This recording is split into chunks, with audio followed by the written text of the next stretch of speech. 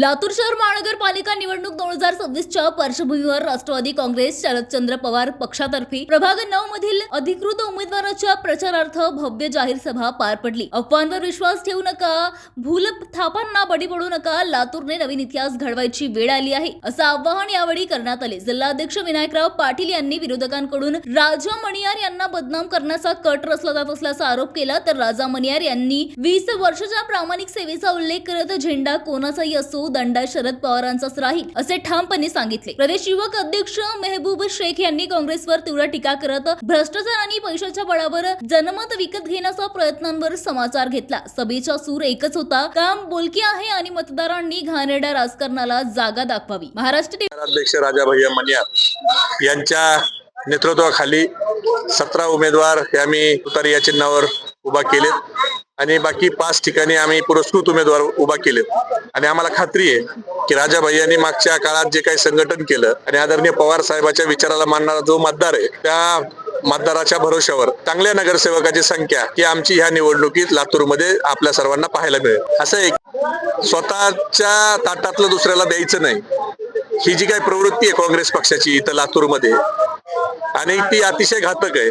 आम्ही काय फार काही मागितलं नव्हतं, 6-7 जागा सुद्धा द्यायचं जर 70 मधलं तुमचं धाडस नसेल तर आम्हाला वेगळं लढावं लागेल आणि वेगळं लढताना आम्ही 70 जागेवरही उमेदवार उभा करू शकलो असतो बी टीम जर आम्हाला व्हायचं असतं तर, परंतु आमचे जिथं उमेदवार स्ट्रॉंग आहेत तेच उमेदवार आम्ही केले आणि तुम्ही आमच्या याद्या घेऊन त्यातले 4 उमेदवार आमचे तुम्ही पंजावर उभा करता म्हणजे पाठीत सुरा खोपसण्याचं काम हे लातूरमध्ये काँग्रेसने आमच्या केलेलं आहे आणि वरून ते आम्हाला बी टीम म्हणता। आम्हाला बी टीम म्हणणाऱ्यांनी जरा थोडा विचार करावा की लातूरचा मागचा महापौर आणि उपमहापौर करताना राजा मणियार जर आपल्या सोबत नसते तर काय झालं असतं आणि राजा मणियारला तुम्ही कोणतं पद दिलं, महापौर केलं का उपमहापौर केलं तरी राजा मणियार तुमच्या सोबत राहिले।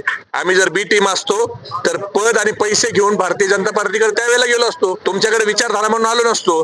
पण तुम्हाला मुळात दुसऱ्याला द्यायची मानसिकता नाही आणि दुसऱ्याला द्यायचं नाही आणि ते जर उभा राहिले तर त्यांना बी टीम म्हणून हिनवायचं। मग मुंबईत काँग्रेस कुणाची बी टीम आहे तिथंही उद्धव ठाकरेंच्या सोबत तुम्ही राहिला नाही। ज्या उद्धव ठाकरेंनी भारतीय जनता पार्टीला अंगावर घेतलं, सेक्युलर महाविकास आघाडी म्हणून सोबत राहिले, त्या भाजपला आता रोखू कोण शकतं मुंबई तर उद्धव ठाकरे रोखू शकतात, पण तुम्ही नाही ना तिथं पण त्यांच्या सोबत राहिला, तिथेही तुम्ही त्यांना त्रास द्यायची भूमिका घेतली। म्हणजे सोबतच्या मित्र पक्षाला काँग्रेसचं असं झालंय नवरा मेला तर जमलपल सवत रणकी झाली पाहिजे असा पद्धत काँग्रेसने सुरू केली। हे ठरवू नये, हे ट्रिपल इंजिनच्या सरकारचं ठरवू नये। अजितदादाला सांगायचं तुम्ही जाऊन सेक्युलर मतामध्ये जा, मुस्लिम उमेदवार जास्त उभा करा आणि तिथं जाऊन सांगा शाहू फुले आंबेडकर आणि मी पुरोगामी आहे आणि ते मत तुम्ही कमी करा म्हणजे जेणेकरून त्याचा फायदा भारतीय जनता पार्टीला होईल। हे ठरवून चाललेलं आहे। गंगाधरी शक्तिमान आहे अजितदादा आणि भाजप, हे काय आहे हे लोकांना माहिती असं आहे की महानगरपालिकेत तर प्रमुख मुद्दे आपण बघितलं तर रस्ते, नाली, गटर हे पायाभूत सुविधा आहेत।